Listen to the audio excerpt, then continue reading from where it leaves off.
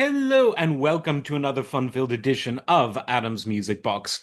Now, Sun Ra is someone who's always difficult to do a video about, mainly because there is so much material that he released and so much material that he recorded that then got subsequently released after his 1990 death that it's almost impossible to find a place to start when trying to recommend him to others. But there are definitely, even among his wide canon of music, there are certain albums that nevertheless stick out. Now, Sun Ra was just someone who defied every musical trend, every social trend, every biographical trend. He claimed that he was born on Saturn, and his whole philosophical ethos was about bringing a sort of cosmic understanding of the cosmos, which I suppose is a good way to understand the cosmos, to the worlds of music and to the world that we call Earth.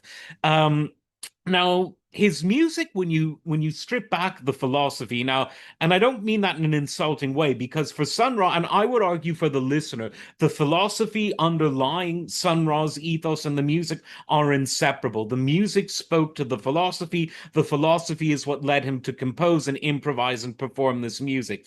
But from the point of view of a casual music listener who might not be aware or have these preconceived notions regarding his philosophy, his music is best described as a fusion of just about everything, particularly piano-driven music. He could play very gentle and indeed very genteel bebop and sort of traditional jazz. He could play jazz fusion. He could play modally. He could play boogie woogie and stride. He could play gospel. He could play blues. He could play things that border on rock and R&B. He was someone who incorporated so many musical languages into something that he ultimately made all his own. And so I suppose the thing for me to do is, of all of the official releases, which ones are the ones that are the most easy to get into for someone who is new to the world of Sun Ra? And I would have to say one of the first ones is Jazz in Silhouette. And this was from 1959. Now, this is one where he's taking the traditional rudiments of jazz in the sort of late bebop era that's in the midst of evolving into modal jazz.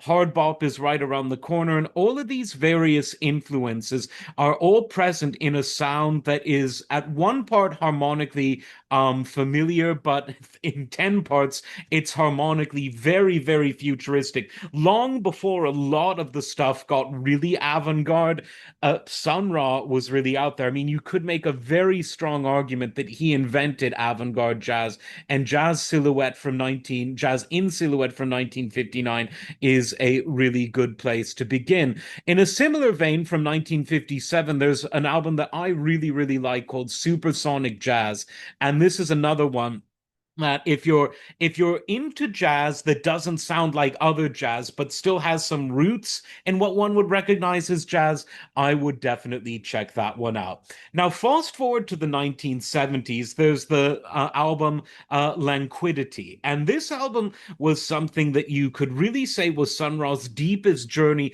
into electronic jazz fusion. I mean, he did a lot of it, and he was someone who was no stranger to all sorts of electronic instruments, whether it's synthesizers, whether it's electronic organs, pianos, clavinets, anything you could imagine. But this album for Sun Ra is relatively accessible, and it is a damn good album by any standard. And you could almost say the same about an earlier 70s release, Space is the Place. He did a film, very interesting film. You can probably find parts of it on YouTube now. And this was, kind of the essential soundtrack, if you will, to what became the movie. I think the album came out before, but don't quote me on that. Again, by Sun Ra's standards, it's a good introductory album, as is Monorails and Satellites from 1968, which by now the avant-garde jazz movement that Sun Ra began was all over, all over the jazz world. And this was at a time when jazz was sort of stepping back from the mainstream, but in the very end of the 60s and the 70s, it would jump right back in the form of jazz fusion, which was the much more accessible cousin to the more avant-garde sort of Cecil Taylory type of stuff.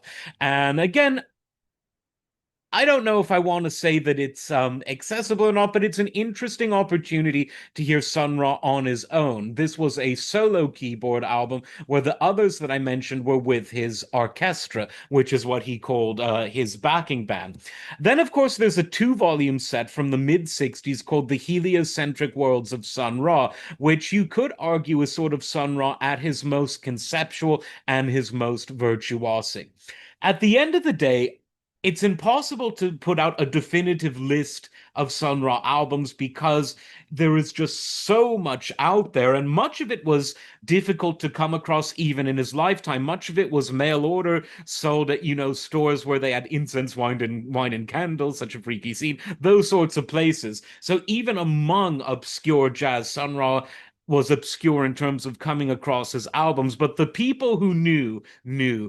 And he's the kind of person where once you get down the Sun Ra rabbit hole, you're going to stay in there for quite a while. So, welcome to the Sun Ra rabbit hole for those who might be interested. I think you'll find it very interesting. It's a very interesting place to be, maybe not as interesting as space. As always, like, subscribe, and we'll see you next time. Take care.